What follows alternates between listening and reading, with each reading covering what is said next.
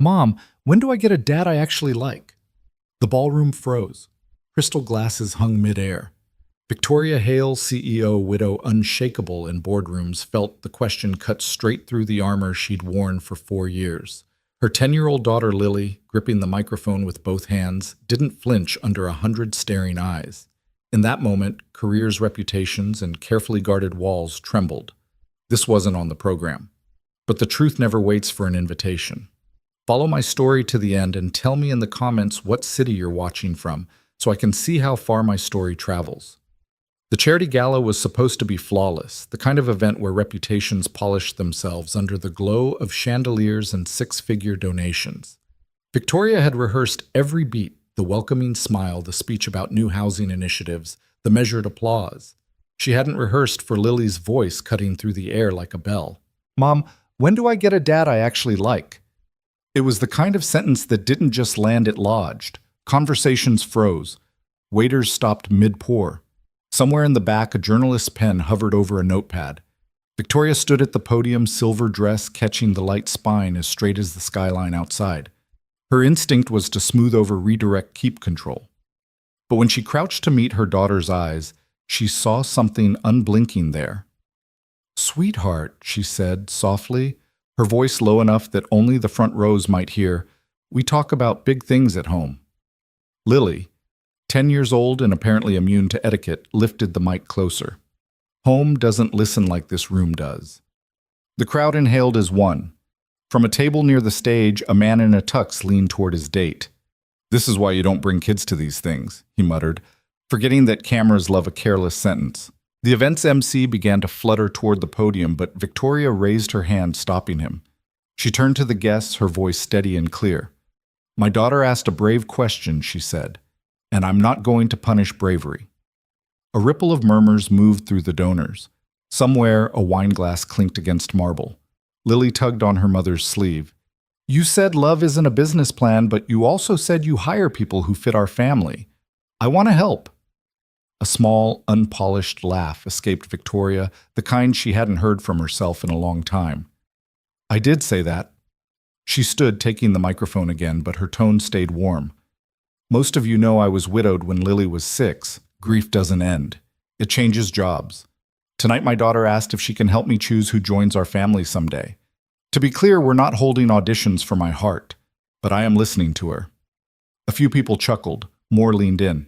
"For the next 4 weeks, we'll arrange a few honest, ordinary moments. No glitter, no pressure. Where we can meet good men in daylight and see how we feel. Lily gets a voice. I keep the decision. That's family voice and responsibility sharing the table." From the front row, a lawyer nodded despite himself. From the back, a reporter underlined the words, "voice and responsibility." And Lily added, leaning into the microphone, "There has to be ice cream, because you can tell everything about a person by how they order ice cream."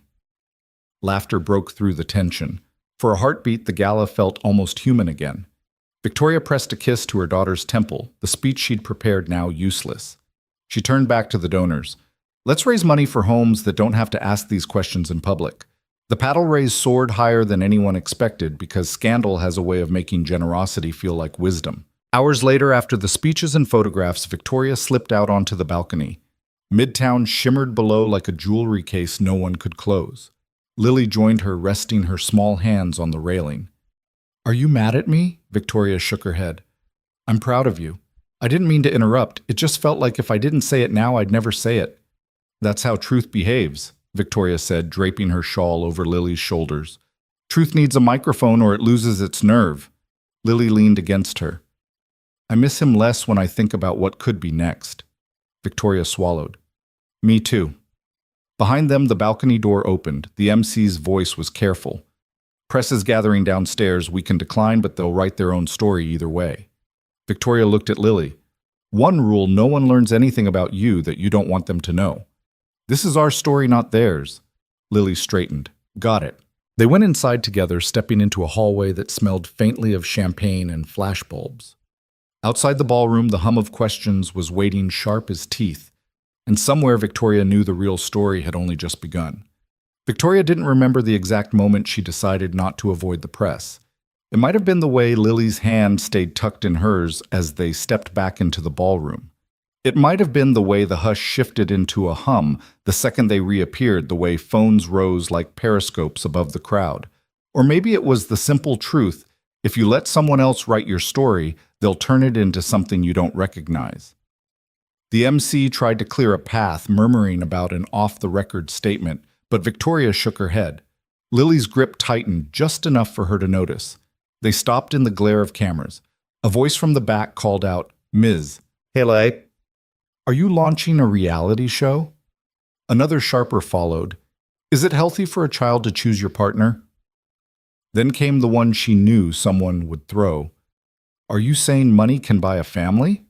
Victoria's smile held, but it was the kind of smile that didn't ask for approval. "I'm saying children deserve a say in the shape of their lives. I'm saying grief is real and love is careful. And I'm saying the only format I care about is decency." There was a brief, awkward pause, the kind that reporters live for and CEOs dread. Then a woman in the second row raised her voice. "Criteria, Ms. Hale." "If men are listening tonight, what should they know?" Victoria took her time answering. "Kindness is non-negotiable. Integrity under stress. Humor that isn't a weapon. And a willingness to eat ice cream in winter." She glanced down at Lily, who grinned.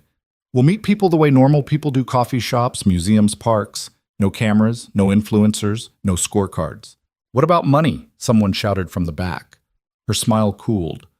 "What I won't date is arrogance." She took Lily's hand again. "Good night." They made it to the car without further questions, the city's cold air sweeping away the ballroom heat. Inside, Lily kicked her shoes off, curling into her seat. "You didn't look scared," she said. "I was terrified," Victoria admitted. "I just didn't let my face vote." Lily's laugh was a small, bright thing in the dark. "Can one of the places be the Science Museum? If a man can't wonder at a dinosaur, he can't wonder at me." Victoria considered this like it was a serious boardroom proposal. Add it to the list. When they reached the penthouse, the lemon and paper scent of home greeted them. 2 calendars sat on the kitchen island, one for quarterly closings, the other for Lily's recitals and orthodontist appointments. Victoria poured herself tea. She wouldn't finish, opened her laptop, and typed a note to herself: 4-week plan. Low-key meetings. Daytime public spaces. No press. Background checks. Lily's input recorded privately. Ordinary moments over staged ones. Lily padded in wearing pajamas with watercolor moons. "Can I sleep in your room?" "You can start there," Victoria said, "but I'll carry you back because you're a human anvil." "I'm not heavy," Lily argued, climbing onto the bed with the shamelessness of children. She stared at the city lights beyond the glass. "Will people be mean online?" "Some will," Victoria said. "But they're typing at a screen, not standing in our kitchen. Kitchen rules matter more." "What are kitchen rules?" "We use names, not labels. We talk to faces, not profiles. And we eat ice cream in winter." "You heard that?" "I heard everything," Victoria said, tucking the blanket to her daughter's chin. "Tomorrow, we'll make the list. Not just names, the qualities that matter. What if the best person doesn't look like the best person?" "Then we learn to look better," she answered. Lily's eyes drifted shut, but a question slipped through. "If I ask something in a room again, and your ribs make that face, will you still let me ask it?" "That's what our house is for," Victoria said softly. "Questions that make ribs make faces." Her phone buzzed on the nightstand, her COO a string of question marks, and one. "Are you sure?" she typed back. "I'm sure of the why. We'll make the how responsible." In the morning, the headlines had cooled from scandal to speculation. At Hale Development's glass-walled conference room, speculation had a seat at the table. Nora Patel, her COO, slid a folder across the polished oak. 5 prospects. All vetted. No liabilities, no tabloid landmines, and every one of them intersects with our pipeline in a legitimate way. "Vetted for the business," Victoria said, "not for my kitchen table." "That's why we stacked the deck with daylight," Nora replied. "Coffee shops, museums. 0 champagne. 2 therapists on speed dial. Legal gave me language for informed consent if anyone so much as breathes near a camera. Dr. Klein, their family therapist, was on speakerphone." Remember the ground rules, Victoria. You set boundaries. Lily gives feelings and nobody performs. Wonder is allowed. Pressure is not. Lily, swinging her small sneakers above the floor, piped up. Can we see dinosaurs before we see men? We can see both, Victoria said, but no letting either bite. Nora tapped the list. First, Elliot Vance, attorney witty, allergic to shortcuts. Second, Dr. Marcus Bell, pediatric cardiologist, empathy for a living. Third, Grant Whitlow, financier, the numbers whisperer. Fourth, Luis Calderon, architect, who designs buildings to be kind to people. Fifth, Raphael Stone, hotelier, runs properties like orchestras. Victoria exhaled. All decent men. All safe choices. But she felt the weight of the unspoken truth. None of them had pulled her daughter out of a stalled elevator with a voice steady enough to calm panic. She closed the folder. Daylight it is. No headlines. No auditions. We meet people like people. And ice cream is non-negotiable, Lily added, raising her hand like she was in class. The first ordinary moment on the calendar was a sight walk at a development lot, brick walls and frost hard hats lined up like punctuation marks. Luis handed Lily a helmet stenciled with Hale's logo. No bad questions here, he told her. Why are pigeons always invited to construction, she asked. Luis didn't miss a beat. Because they never sign NDAs. Her laughter rang clear in the cold morning. They walked the perimeter, Luis explaining load paths the way you'd tell a secret to a friend. Lily pressed her palm to a steel column. So this is bone. It is, Luis said. The skin comes later. As they neared the freight elevator, a superintendent frowned at a beeping panel. She's been testy all morning. Maintenance check in 20, Luis asked. We can take the stairs. Top deck's the better view, the superintendent said, prying the door open. They stepped inside. 10 seconds later, the elevator sighed to a stop between floors. Lights flickered. Lily's fingers closed around her mother's coat. Victoria crouched, keeping her voice even. Look at me. Count my freckles. The air feels sticky, Lily whispered. A knuckle rapped the outer door. Hey there, a man's voice called. Name's Jack Brooks. You're safe. Can you help me breathe like we're blowing out birthday candles? So the moment his voice slipped into that tight space, the panic shifted. Lily's grip loosened. Victoria didn't know why it worked, only that it did. And she had no idea yet that this voice, calm, grounded, unshaken, would soon shift more than just the air in an elevator. The metal gate shuddered, a crowbar bit into the seam, and then daylight split the darkness in a clean, bright line. A face appeared in the opening late-30s hair, damp with effort, eyes steady in a way that made you feel you were already halfway to safe. He didn't reach in right away. I'm gonna get you out, the man said, his voice low, unhurried. We take it slow because slow is smart. Victoria felt her knees go weak, not from the claustrophobia, but from the relief threading through his tone. She lifted Lily toward him. He didn't grab, didn't rush, just anchored her weight until she stepped onto the solid hallway floor. Luis followed, and then Victoria climbed out, last palms burning where she'd gripped the frame. You used a nice voice, Lily told him, with the solemnity of a verdict. I saved the mean one for broken vacuum cleaners, he said. It's less effective on people. Victoria met his eyes. Thank you, she said, and it came out heavier than etiquette. He shrugged slightly. I got stuck in one of these when I was 8. My mom talked me out. I just borrowed her voice. Lily studied him, then offered her hand. I'm Lily. 7's my lucky number for the record. Jack, he said, shaking with equal gravity, and I'm fine with borrowing luck. The superintendent came bustling over, radio crackling. She's offline until we swap the relay. Sorry for the trouble. Luis waved it away. Victoria didn't. She wanted to say something about leadership, about how it was exactly what Jack had done in that cramped space gather panic. Give it a job, turn it into breath. But she kept it simple. Were you on your way to us, or did you just happen to appear? On my way to the roof, he said, half smiling. The heater likes dramatic gestures in February. Lily glanced at his tool belt. Do you fix everything? I try not to break it worse, he said. That's half the job. Victoria held his gaze a moment longer than strangers usually do. There was nothing grand about him, except the exact kind of steadiness she'd promised herself she would notice if it ever showed up. As they walked back toward the stairs, Lily leaned close to her mother. Is he on the list? She whispered. The list is for meetings, Victoria whispered back. Sometimes real life is the meeting, Lily said. That night, Victoria found herself adding a line to the private calendar no one else saw. Ordinary moments note who gets smaller so a child can breathe. Monday morning, she walked into the lobby with the intent to keep her eyes forward and her schedule tight. But there he was again, kneeling beside a tool cart under the Bronze Hill Development logo, tightening a baseboard panel. The same quiet focus he'd had in the elevator clung to him now like background music no one else could hear. Lily spotted him first. It's the 7 guy she whispered, tugging on Victoria's sleeve. Jack looked up, recognition flickering across his face. "Morning," he said simply, wiping his hands on a rag. "Thank you again for the other day," Victoria told him. "That's what I'm here for," he said. "Making stuck things move again." "We're going to my mom's office," Lily announced. "Want to come?" Jack gave a short laugh. "I don't think they let janitors crash CEO meetings. Maybe they should." Lily answered without missing a beat. Victoria caught the small smirk he tried to hide. It said a child had just spoken the most accurate truth in the room. Later that morning, in her corner office, she sat through a meeting about Riverton, the flagship housing project teetering on collapse because of an engineering bottleneck. The structural engineer on the call said the fix would require a redesign from scratch, 3 months minimum, 6 figures in costs. A knock interrupted. Jack stepped in holding an envelope.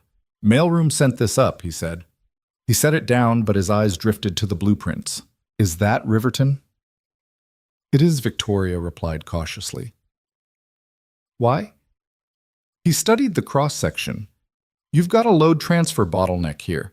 If you stagger the micropiles and step the footing, you can carry the same load without touching the utilities. Cuts install time by 2/3. Her project manager blinked. "That's not bad."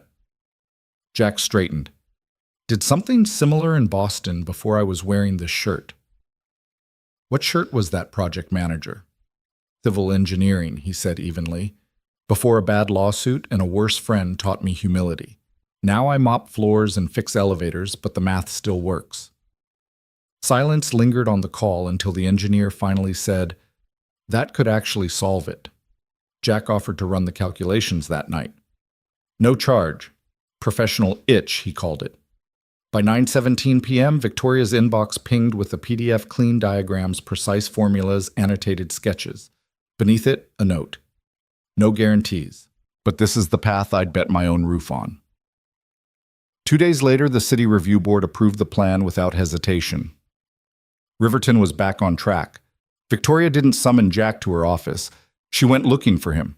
She found him in the sub-basement, coaxing a stubborn water line into cooperation. "Riverton's approved," she said. He glanced up. "Good. That's one less building holding its breath." "You just saved us millions," she told him. "I just hated seeing a good project die of paperwork." "Why didn't you go back to engineering?" "Life's not always linear," he said. "I had a son to raise a legal mess to climb out of and no patience for partners who cut corners. Janitorial work's honest. No one lies to you about where the dirt is." The hum of the building filled the pause that followed. "You're wasted down here," she said. "I'm just not where most people expect to find me." Before she could reply, Lily's voice echoed from the stairwell. "Mom, Mr. Jack." She appeared holding a sketch pad. "I drew the elevator we got stuck in and a better one. Want to see Jack crouched to look?" "Nice. You gave it windows." "Everything feels safer with a view," Lily said matter-of-factly.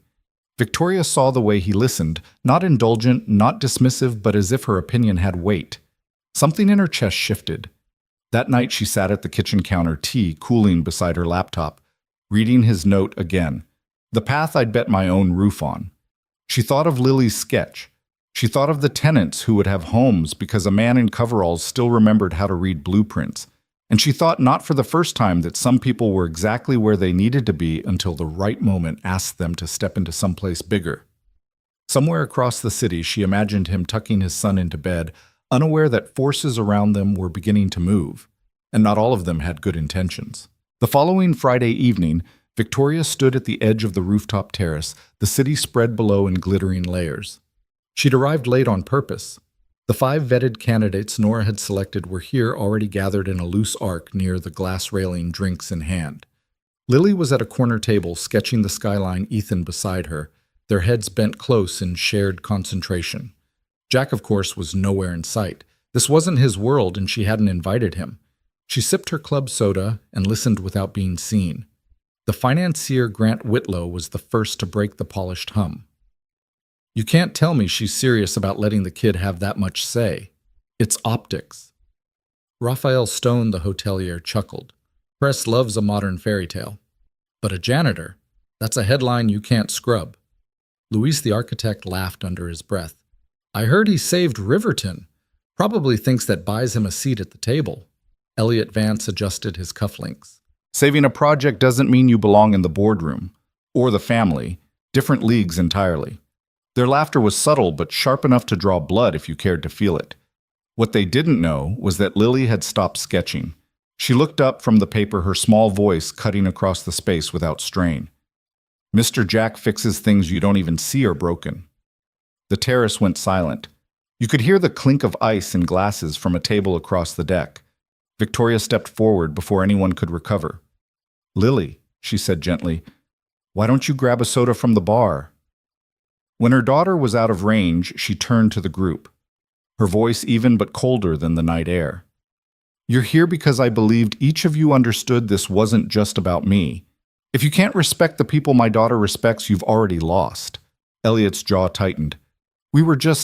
I know exactly what you were just," she cut in. "And for the record, Riverton's tenants will never care about your leagues. They'll care that they have walls that stand." She didn't wait for apologies. The night air felt heavier than when she'd arrived. Downstairs in the lobby, she found Lily sitting by the fountain, stirring ice in her soda. "They don't like him," Lily said quietly. "They don't know him," Victoria replied. "They don't want to," Lily countered, and that was the line that stuck with her all the way home. The next week, she spotted Jack on the mezzanine, changing out a flickering light. "Do you have a minute?" she asked. "Sure," he said, glancing down from the ladder. "Want me to grab a coffee or a wrench?" "Neither. Just your time." They sat in the small staff lounge, the hum of vending machines filling the pauses. She told him about the rooftop, about what the men had said about Lily's defense. Jack leaned forward, forearms on his knees. "Sounds like they're protecting their turf." "It's more than that," she said. "Some of them have deals pending with my company. If they think you're in the picture, they might see me differently." He gave a faint smile. "Then I'd better stay out of the picture." Her stomach tightened. "You think the answer to prejudice is disappearing?" "No. I think the answer is choosing your battles. You can't win every room at once, and some rooms aren't worth the rent." "You make it sound simple." "It's not," he admitted. "But I've been on job sites where the loudest guy was the most useless. I learned to measure people by who's still holding the beam when everyone else steps back." That Friday, she took Lily to the Riverwalk Fair. It was supposed to be just mother and daughter, but halfway through, they spotted Ethan in line for the carousel. Jack stood beside him holding 2 corn dogs and looking faintly amused by the coincidence. "Small city," Victoria said when their eyes met. "Smaller fair," he replied. The kids were off in seconds negotiating over who would get the purple horse. Victoria and Jack stood by the railing watching. "You know," she began, "Lily's right. You do fix things people don't even see are broken." "I don't do it for credit," he said. "I know. That's what makes it dangerous for men like you. People think you don't mind being overlooked." He turned to face her fully. "And what do you think? I think some people are exactly where they need to be until they're needed somewhere else." The carousel slowed. Lily waved, Ethan grinning beside her. For a moment, the symmetry of it all unsettled her in the best possible way. But the undercurrent from the rooftop lingered. She knew the men from that night weren't going to vanish. Their investments, their influence, their opinions, all of it was entangled with her professional world. And now one of them, she was certain, would see Jack not as a harmless bystander, but as a competitor. As they walked away from the carousel lights, she kept her voice low. "If someone tried to make your life harder here, would you tell me?" He smirked faintly. "Depends. Are you asking as the CEO or as Lily's mom?" "Both." "Then yes," he said. "But only if I couldn't fix it myself first." Something about that answer, its quiet certainty, lodged deep in her chest. Back at the penthouse that night, Lily was sprawled on the living room rug sketching again. I like Ethan, she said without looking up. I like him too, Victoria said. And I like his dad. Victoria paused. So do I. She didn't say what she was thinking, that liking someone and being ready to fight for them were different things. But in her world, fights had a way of finding you before you decided if you wanted them. And the first signs of that storm, she knew, were already forming. The first sign didn't come from Jack. It came from Nora striding into Victoria's office late Monday morning, her voice pitched low but edged. Richard Evans was in HR today, suggested a strategic reassignment for Jack Brooks. Victoria set down her pen slowly. On what grounds, none stated, just that it would be beneficial to operations if he transferred to our West Side property. Nora's mouth tightened. His exact words, Jack's too visible here. West Side was an hour's commute each way. It would pull him out of Midtown entirely and out of Lily's orbit. Victoria's jaw tightened. An HR in neutral facilitator mode, Nora said, which is code for Richard's got more leverage than they want to challenge. Victoria leaned back, eyes narrowing. So this is how he plays it. That evening, she found Jack in the parking garage closing the tailgate of his old pickup, a coil of hose slung over one shoulder. You're not leaving, are you? Not tonight, he said, giving her a half smile. But they told me I'm getting reassigned to West Side next week. They told you why. Just that I'm needed there more. I've heard that line before. It usually means someone's uncomfortable with you being in the room. This isn't a coincidence, she said. I know. But I'm not going to make your life harder by turning it into a fight. You're underestimating me if you think I'll watch them push you out, she said, stepping closer. He looked at her for a beat, then shook his head with a wry grin. You've got bigger fish to fry, Hale. Let me handle the mop water. You're not mop water, she shot back, sharper than she intended. Something flickered in his face, surprise maybe, before he nodded once, and slid the box of supplies into the truck bed. Thanks, but I'll be fine. The next day, she found Lily hunched over the kitchen island with a blank calendar. What's this? It's when I get to see Mr. Jack, Lily said matter-of-factly. It's blank after next week. He said he's moving to another building. It's complicated, Victoria said carefully. It's wrong, Lily replied. If someone's good at their job and nice to people, you don't send them away. That's like firing the sun because you're mad about the heat. Victoria crouched so they were eye level. Sometimes people make changes because they think it's safer for them. Safer isn't always better, Lily said without hesitation. Better is when people like being where they are. By Friday, Victoria had decided to see West Side for herself. Officially, it was to review a delayed renovation. Unofficially, she wanted to know exactly what Jack was being sent to. She found him in a dim boiler room, sleeves rolled, coaxing a stubborn valve. Didn't expect to see you here, he said, straightening. Consider this a wellness visit, she replied. The building's fine, he said. Just needs a little patience. They ended up in the cafeteria, a long, echoing space that smelled faintly of burnt coffee. She unwrapped a sandwich more for something to do than to eat. You know, she said, I've worked with a lot of people who think they're irreplaceable. They almost always are. And the ones who are? He asked. They don't think about it, she said. His smile softened. It's not that I don't want to be here. I just don't want to be the reason you have to fight another battle. You're not the reason, she said. They are. You're just the excuse. That's a nice line. It's not a line. It's the truth. Their conversation was cut short when Lily and Ethan appeared in the doorway, each carrying a paper bag. Surprise lunch delivery, Lily announced. Jack blinked. How did you... Ethan told me where the building was, she said simply. We took the subway. Don't worry, Mrs. Hale, we stayed together the whole time. Jack sighed, half amused, half exasperated. You two are trouble. Good trouble, Lily corrected. They sat together at one of the long tables. The kids traded snacks. Victoria and Jack talked in low voices, the kind that don't carry far but say more than the words themselves. When they left, Victoria caught his arm. I'm not done with this, she said. I figured he said. But walking out with Lily, she realized it wasn't just about keeping him nearby for her daughter. It was about refusing to let the wrong people decide who belonged in her life. The war Richard thought he was winning had just been declared. And Victoria Hale had no intention of losing. Rain slicked the sidewalks outside Hale Development, the kind of steady drizzle that blurred edges and made the city hum lower. From her office window, Victoria watched umbrellas bob along the avenue, their colors dim under the gray.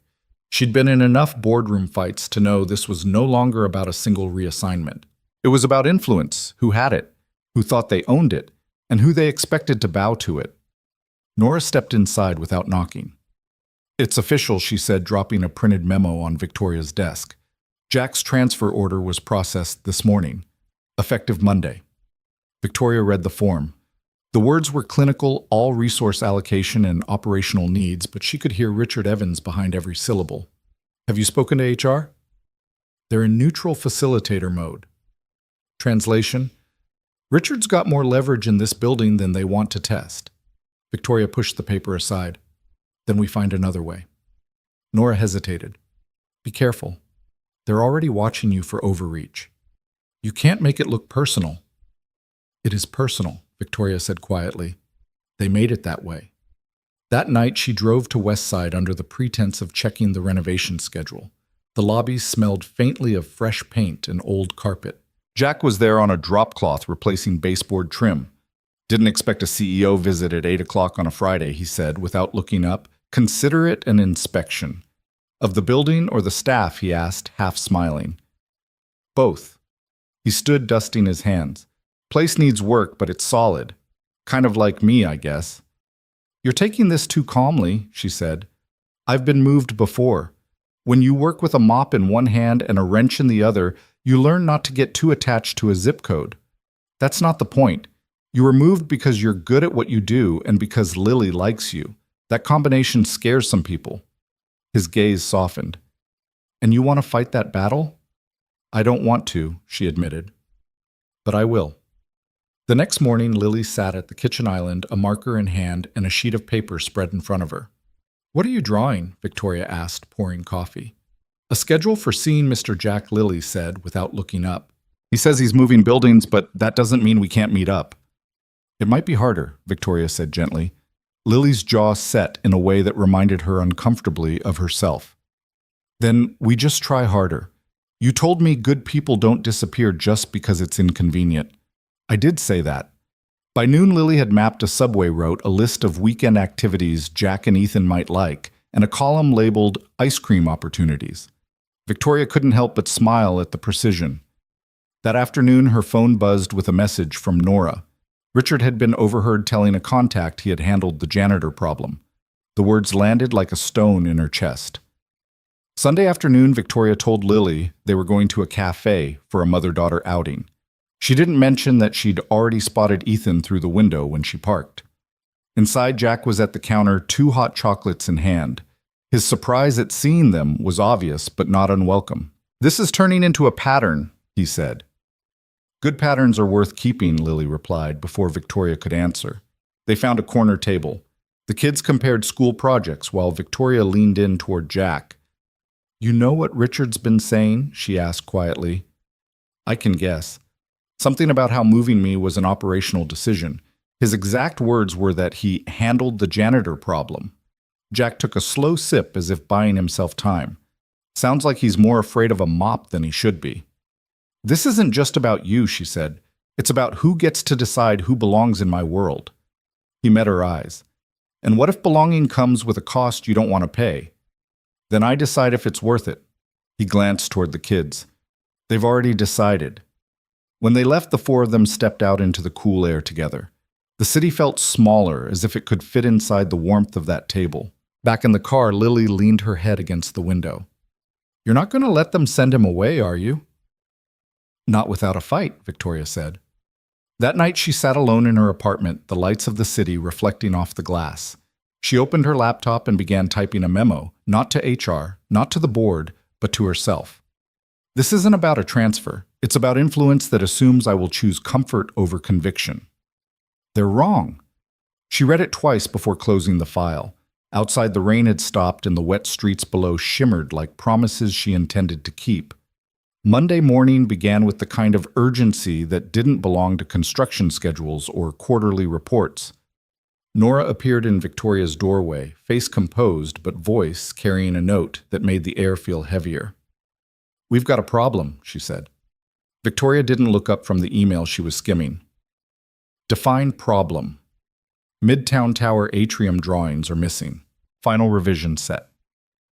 Richard flagged it at 7:10 this morning. Says we've got a breach. Victoria's pen stilled. From where Project Share Drive. Logs show someone accessed it Friday evening. Guess whose credential popped up? She knew before Nora said it. Jack. Nora nodded grimly. It says his login hit the directory at 6:48 p.m. Richard claims it's suspicious. Victoria pushed back from her desk. Have they looked at the full revision history? They will. But Richard's already in the executive conference room pushing for suspension. By the time Victoria arrived, the room was a tableau of polished surfaces and pointed looks. HR sat with a legal pad. The IT director's laptop glowed blue. Richard stood near the head of the table, hands open in mock reason. Unfortunate, he said as if this were weather. But we need swift action. Proprietary drawings don't just walk out. The IT director clicked through logs. Friday, 6:41 p.m. File moved to a local folder on a removable drive. User credential R. Evans. At 6:43, same credential moved it back. At 6:48, credential J. Brooks accessed the shared directory. Richard smiled without smiling. There you have it. The janitor browsed a folder he had no business in. Victoria kept her voice even. We don't punish access. We punish intent. He was seen near the server closet, Richard countered. Because he cleans that floor, she said. Richard's tone turned soft, almost pitying. Victoria. I respect your personal considerations, but this is about safeguarding assets. I don't mix personal with assets, she replied. My consideration is the company's integrity. HR cleared her throat. We recommend placing Mr. Brooks on paid leave for 72 hours pending investigation. Standard protocol. It was standard, but the taste it left was anything but. Fine, Victoria said, then added, pull full revision history. Every touch, every timestamp. And preserve security footage for Friday between 6 and 7 p.m. Richard nodded, feigning agreement. Jack didn't argue when she found him in the facilities office folding the notice in half, then again until the paper felt sturdy in his palm. I didn't take anything, he said quietly. I know, she said. I check deliveries sometimes, make sure the night crew doesn't misplace boxes. That's the only reason I even saw project names on that screen. You don't owe me a defense, she told him. He gave her a look with a wry corner in it. Feels like I do. Then let me do my job, she said, and yours right now is waiting. He tucked the folded paper into his back pocket. Waiting's still a verb. That afternoon, Lily sat cross-legged in her mother's office, Ethan beside her, both bent over a sketch pad. It wasn't the ideal day to have them there, but their presence steadied something in her. Is Mr. Jack in trouble? Lily asked. For now, he's resting, Victoria said carefully. Ethan didn't look up from the doodle of a toolbox he was working on. Adults always give naps to the truth. Victoria blinked. What did you say? On Friday, my dad was showing me his tablet while we waited for the subway, he said. His sync app popped up a banner, said Atrium Rev C final updated by R. Evans, 6:42 p.m. I remember because I asked what an atrium was, and he said, a fancy word for tall air. She crouched in front of him. Are you sure about the time? He nodded, a little hurt. I'm not a liar.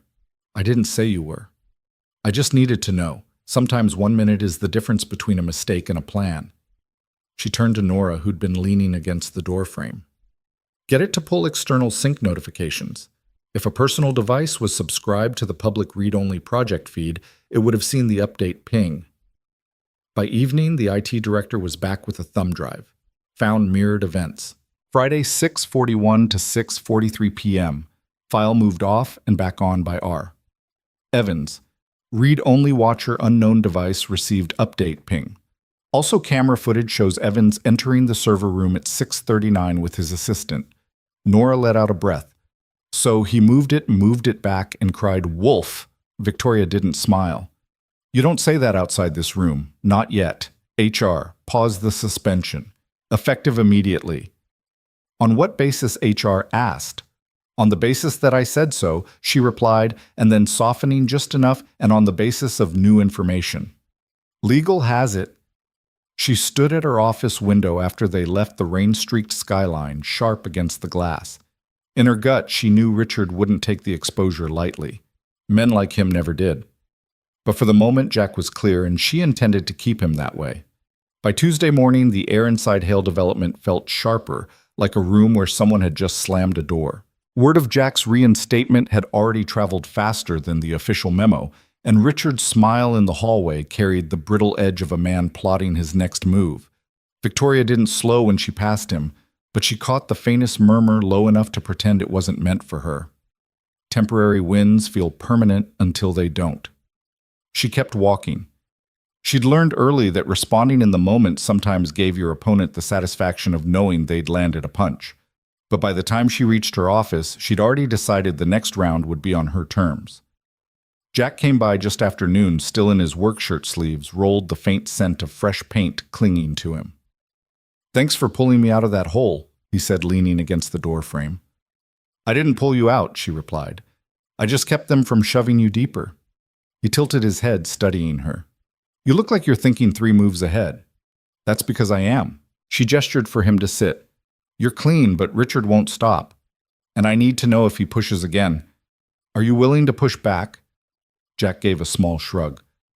"I'm not afraid of him. I just don't want to make life harder for Ethan. I've had enough nights of explaining why grown-ups act like playground bullies." "You wouldn't be alone this time," she said. He gave her a slow nod. "Then, yeah, I'll push back." That evening, she picked up Lily from her after-school art program, the child bubbling with stories about clay sculptures and paint-smeared aprons. As they walked to the car, Lily stopped short, spotting Ethan and Jack across the street. They were on their way out of a small hardware store, Jack balancing a paper bag under one arm. "Mr. Jack," Lily called, waving. They crossed to meet them, and for a moment the 4 of them stood in the fading gold of the day, the city noise folding in around them like background music. "Buying supplies for another project?" Victoria asked. "Ethan's school science fair," Jack said. "We're building a wind turbine out of scrap metal and bike parts. If it works, we'll probably have the noisiest project there." Ethan grinned. "Noise means power." Sometimes, Jack said, glancing at Victoria, it means attention. They ended up at a corner diner, kids sliding into one side of the booth while she and Jack took the other.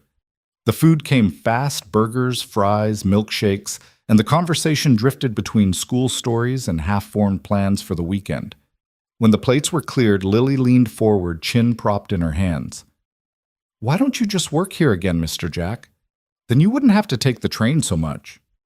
"It's not that simple," Jack said gently. "Some people don't like having me around." Why she pressed?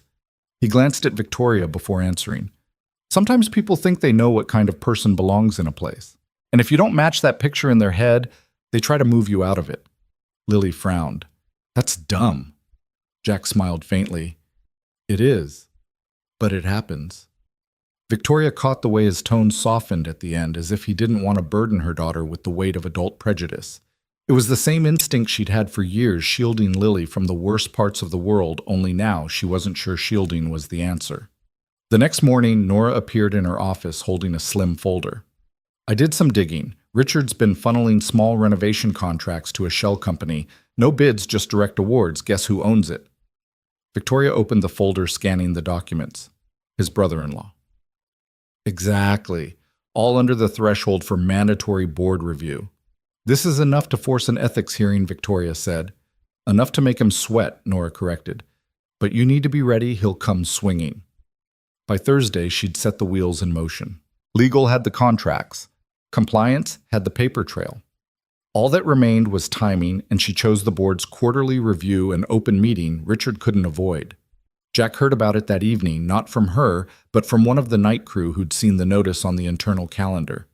He showed up outside her building just as she was leaving, leaning against the low stone wall. "You're going after him," he said. "I'm going after the truth," she replied. He gave a short laugh. "Truth's got sharp teeth. Make sure you're not the one bleeding." "I've bled before," she said. "And I'm still here." For a moment, neither of them spoke. The traffic light at the corner cycled from green to yellow to red, the city moving on oblivious to the small war being fought in its shadows. Finally, Jack straightened. "If you need someone in your corner, I'm there. Just don't let them use me to get to you." "They already tried," she said. "It didn't work." The look he gave her, then equal parts respect and worry, stayed with her all the way home. She knew the coming week would be decisive. Richard would either be cornered or more dangerous than ever. And in either case, she couldn't afford to misstep. The boardroom smelled faintly of polished oak and fresh coffee, but there was an undertone of something sharper anticipation, maybe even blood. The quarterly review had drawn a full attendance, every seat around the long table, filled every pen poised. Richard sat 2 chairs down from the head, his tailored suit immaculate, his smile thin and self-assured. Victoria entered without hurry, her notes in a leather folio, Nora trailing behind with a laptop. She took her place at the far end, eyes sweeping the table, pausing on each face just long enough to register who was restless, who was calm, and who was watching for the first misstep. "Let's begin," the chairman said, voice neutral. Reports passed without friction until Nora's slide appeared on the central screen. It was a standard review of ongoing property renovations until the numbers shifted. The breakdown of vendor contracts flashed in sharp, color-coded clarity. Victoria spoke evenly, but her voice carried. "You'll notice a pattern in the Midtown West Side and Parkview projects. A significant number of contracts were awarded without competitive bidding." The room stilled. These awards, she continued, were made to a company registered under a separate name, but linked through state filings to a family member of one of our senior executives. Richard leaned back, smiling like a man humoring a child. "I assume you've verified this with legal." "Fully," she said. "The contracts fall below the threshold requiring board approval, which may explain why the pattern went unnoticed. However aggregated over the last fiscal year, they represent nearly $400,000 in expenditures." A murmur moved through the room. Richard kept his tone smooth. "If there's an administrative oversight, I'm sure it can be corrected without public spectacle." Victoria let the pause stretch. "Oversight implies accident. This is not accidental." The chairman cleared his throat. "We'll need to investigate." "Agreed," Victoria said. "And in the meantime, I recommend placing all contracts involving the vendor in question on hold pending review." Richard's jaw tightened, but he didn't protest. "Not here, not with the board watching." After the meeting, he caught her in the hallway, the polite mask gone. "You've made a mistake," he said quietly. The mistake, she replied, was thinking no one would notice. His eyes narrowed. "You think you've won something today." "You haven't." She stepped closer, close enough that only he could hear. "Maybe not, but I've taken something from you, and you'll feel it." That night she met Jack and the kids at the small park near West Side. It was unplanned. Lily had insisted on dropping by with the cookies they'd baked. The autumn air was crisp, the kind that turned breath into faint clouds under the streetlights. Ethan spotted his father first, waving him over. Jack came from the bench where he'd been fixing the chain on a swing, his hands faintly greasy. "Busy day?" he asked. "Productive," she said. "You look like someone who just moved a chess piece she's been saving." "Maybe I did." They walked the loop path while the kids played on the jungle gym. She told him about the meeting, the contracts, the way Richard's face had shifted when the board turned its attention. "Sounds like you've rattled him," Jack said. "Rattled isn't enough," she admitted. "People like him recover fast. I need him contained." Jack glanced toward the swings where Lily was trying to teach Ethan how to pump higher. "You're fighting him for the company, but you're also fighting him for them." She didn't answer, but he wasn't wrong. Later, as they sat on the bench watching the kids, Jack said, "I'm not great at boardroom politics, but I know fights. And sometimes the person you're after will go for someone near you instead of you directly. It's easier." She met his eyes. "You think he'll come for you again?" "I think he'll try." She thought of the fabricated login breach, the sudden transfer order, the way Richard used formal processes like blunt instruments. "Then we don't give him an opening." Jack smiled faintly. "You're assuming I'm the one who needs guarding." When they parted ways, the city felt unusually still, as if it was holding its breath. She knew it was only a matter of time before Richard made his next move, and this time she intended to see it coming before it landed. By Friday morning, the rhythm of the office felt off, like a song played just slightly out of tune. Conversations quieted when Victoria stepped into a room, and more than once she caught a glance quickly diverted. Richard was moving under the surface again. She could feel it in the way people's posture shifted in the sudden silences. Nora appeared in her doorway holding 2 cups of coffee, setting one on the desk before speaking. You should know Richard's been asking around about Jack, not the building transfer this time. Personal stuff. Who he spends time with, who he talks to outside work. Victoria's pen stilled. He's fishing. Yeah. And in my experience, when a man like that goes personal, it's because he's out of leverage in the professional lane. He's not out of leverage, Victoria said. He's just moving it somewhere else. Later that afternoon, she drove to Westside to check on a supply delivery. Jack was in the lobby replacing a section of carpet that had frayed near the elevators. He looked up as she approached, brow furrowing. You've got that look again. What look? The one you get when you're about to tell me something I'm not going to like. She hesitated, weighing the cost of honesty. Richard's been asking questions. About you. About your life outside work. Jack leaned back on his heels, resting his hands on his knees. Guess it's easier than trying to beat me at mopping floors. I'm serious. So am I. If he wants to know where I buy my groceries, he's welcome to follow me to the corner store. It's not groceries he's after, she said. It's ammunition. Jack's eyes narrowed, but his voice stayed steady. Then he's going to be disappointed. I've got nothing worth loading into a weapon. She wanted to believe that. But she also knew men like Richard didn't need the truth to land a hit. They just needed a story convincing enough to pass in a crowded hallway. The following evening, she stopped by Jack's apartment to drop off some forms he needed for the facilities budget. The place was small but orderly. The walls lined with Ethan's school projects and a few framed photographs. His son at the beach, a younger Jack in a minor league baseball uniform, a black and white shot of an older man she guessed was his father. Ethan came bounding out from his room holding a half-finished model of the wind turbine. We made it smaller so it can spin faster, he announced. Jack smiled faintly. And so it doesn't rattle the windows.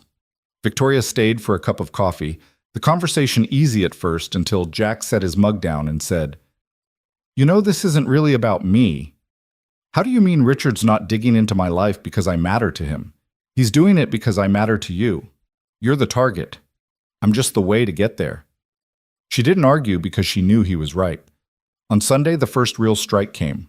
An anonymous email circulated to several board members alleging that Jack had been involved in a questionable incident at a former job. No details, no evidence, just enough to plant a seed. Nora forwarded it to her with a single line. He's starting. Victoria called Jack immediately. Did you leave a job under bad terms? No, he said. Unless you count the supermarket gig I quit in high school because the manager kept shorting my hours. Then we digged, she said. We find out exactly what he's trying to twist. By Monday, she had the pieces. Years ago, Jack had intervened in a parking lot argument between 2 men, one of whom turned out to be his supervisor at the time. Words escalated, the supervisor tripped, and though Jack hadn't touched him, the man filed a complaint. It went nowhere, but the record existed, buried in HR archives at a company that no longer operated. Richard must have thought that was enough to spin into something darker. When she told Jack, he shrugged. Let him spin it. People who know me won't buy it, and the ones who don't, she asked. He didn't answer right away. Then they'll have to decide if they trust a rumor over what's in front of them. That night she lay awake, the city hum filtering in through the windows. Richard's tactic was simple. Wear them down piece by piece until fatigue did what force couldn't. But she wasn't tired. Not yet. And as the week turned, she realized something important. Richard was no longer playing for control of the company alone. Now he was playing to break her resolve, that she thought might be his final mistake. By Wednesday morning, the rain was coming in sideways, tapping against the glass walls of Victoria's office like impatient fingers. She stood with her arms crossed, watching the blur of the city below when Nora stepped in, holding a manila envelope. You're going to want to sit for this, Nora said, setting it on the desk. Victoria stayed standing. What is it, printouts? Richard's been meeting with a private investigator. He's not just digging for dirt on Jack anymore, he's digging for anything on you. Victoria's fingers brushed the edge of the envelope but didn't open it right away. And Nora hesitated. So far, it's nothing that would hold in daylight. Old photos, out-of-context quotes from interviews, speculation about your personal finances. But the intent's clear. He's building a narrative. Finally, Victoria slid the papers free. Grainy shots of her leaving her apartment, of her with Jack and the kids in the park, a candid photo of her hugging Lily outside school. One image in particular made her jaw tighten her, and Jack standing close, talking, their faces shadowed by a street lamp. "He's going to push this as inappropriate," she said. "Of course he is," Nora replied. "He can't get you on contract, so he'll go after perception." Victoria closed the envelope and set it aside. "Then we make perception work for us before he gets to it." That afternoon, she called Jack into her office. He stepped in, rainwater beading on the shoulders of his jacket. "What's going on?" he asked. He's shifting focus. "Now it's about me," she said. Jack's brow furrowed. "You mean us?" She nodded. "You're in the photos. Park Diner walking home. All very suggestive if you frame it the right way." Jack's mouth twitched in something that wasn't quite a smile. "And I'm guessing he'll frame it exactly that way." "Yes, which is why I'm telling you now. This is going to get louder before it dies down." He leaned against the doorframe, crossing his arms. "Then maybe we don't let him be the one telling the story." She studied him. "You're suggesting we get ahead of it? Why not truth's on our side? If people see it before it's twisted, maybe they stop looking for shadows." It was a risk, but in her mind, risk had always been preferable to retreat. 2 days later, at the quarterly community outreach event, an open house-style gathering meant to showcase the company's projects. Victoria made her move. She arrived with Jack openly, the kids in tow, as if it was the most natural thing in the world. She introduced him to board members as a key part of our facilities team and made sure he was seen talking with department heads and clients. Richard was there, of course, standing near the catering table with a glass of something amber in his hand. His eyes flicked to Jack, then back to her, and she caught the faint curl of his lip. When the speeches began, Victoria took the microphone. "This company doesn't run on architecture alone," she said, her voice carrying through the glass atrium. "It runs on people, people who show up not just for their jobs, but for each other." Her gaze landed briefly on Jack. "And sometimes those people stand beside you when others would rather see you fall." The applause was genuine warm. Richard clapped too, but slowly his eyes fixed on her like a promise. Later, as the crowd thinned, Jack found her by the service exit. "That was bold," he said. "It was necessary." "Yeah," he said, glancing back toward the room where Richard still lingered, "but now you've made it clear you're not afraid of standing next to me. That's going to make him push harder." She met his gaze. "Then he'll find out I don't break easy." That night, long after the event ended, she sat at her kitchen table with the city's quiet hum outside the window. The photos, the whispers, the orchestrated rumors, they were all just parts of the same game. And if Richard thought she was playing defense, he was about to find out she knew exactly how to turn the board around. The first strike came on a Monday morning, neatly timed to land just as the work week began. A gossip blog that specialized in corporate intrigue posted a blurry photo of Victoria and Jack in the park, paired with a headline that practically dripped with innuendo. The text that followed was all insinuation, an unconfirmed relationship between an executive and a subordinate, whispered concerns about professionalism, speculation about preferential treatment. By 9 a.m., the link had been emailed, texted, and quietly passed around the office. People didn't say much when she walked through the halls, but their eyes told her everything they'd read. Yet they were curious, and some had already decided what it meant. Nora came in without knocking, phone in hand. "It's already hit 3 industry forums. Richard's fingerprints are all over it. No one else benefits from this landing now." Victoria leaned back in her chair. "He wants me rattled before the board follow-up next week. Then we don't give him the satisfaction." Jack appeared in her doorway not 10 minutes later, looking more irritated than worried. "I saw it," he said. Ethan saw it too. "I told him it's just garbage. People make up when they've got nothing better to do, but it still lands," she finished. He nodded. "Yeah, it still lands." She stood coming around the desk. "Richard's banking on this becoming a distraction. If we handle it like we've got something to hide, it works for him. If we handle it like the lie it is, he loses momentum." Jack's voice softened. "That's easy for you to say. You're used to the spotlight. I'm just the guy fixing the leaks. You're not just anything," she said, "and the only way through this is together." By midweek, she made her countermove.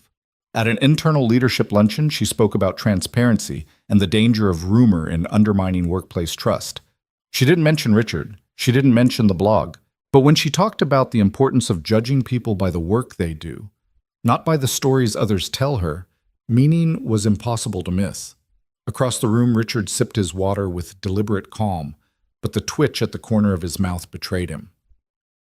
That night, she and Jack took the kids to a small Italian place tucked between two brownstones. The noise inside was loud enough to make private conversation possible, the clink of plates and bursts of laughter creating a cocoon of sound. "Do you think this is going to stick?" Jack asked quietly once the kids were distracted with their pasta. "No," she said. "It'll burn hot, then die out. Rumors always do unless you feed them." He studied her face for a long moment. "You're sure about that, I'm sure about us," she replied. "And that's the only part I can control." For a while, the conversation drifted to lighter things: Ethan's science project, Lily's upcoming piano recital, a neighborhood street fair they might visit. But beneath it all, the weight of the week lingered like a shadow in the corners. The next morning, Nora called her from the lobby. "You need to get down here, now!" When Victoria arrived, two men in plain suits were standing by the reception desk, badges clipped to their belts. One introduced himself as an investigator from the city's Ethics Commission. "We've received a formal complaint," he said, alleging misuse of company funds in connection with personal relationships. "We'll need to review certain records." Richard was nowhere in sight, but she didn't need to see him to know he was behind it. She kept her voice level. "You'll have full cooperation. My office will provide whatever you need." The men nodded, already jotting notes. As they left with Nora to begin their review, Jack caught her eye from across the lobby. He didn't say anything, but the set of his jaw was answer enough. He knew exactly what this was, and so did she. Later, as the day wound down and the city outside began to glow in the early evening, Victoria stood by her office window.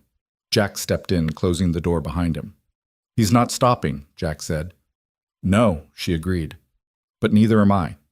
There was no bravado in her voice, no forced confidence, just a steady resolve that matched the storm gathering in her eyes. She knew the game had changed again. The stakes pushed higher, the line between personal and professional deliberately blurred. And she knew Richard believed he had finally found the pressure point that would make her fold. He was wrong.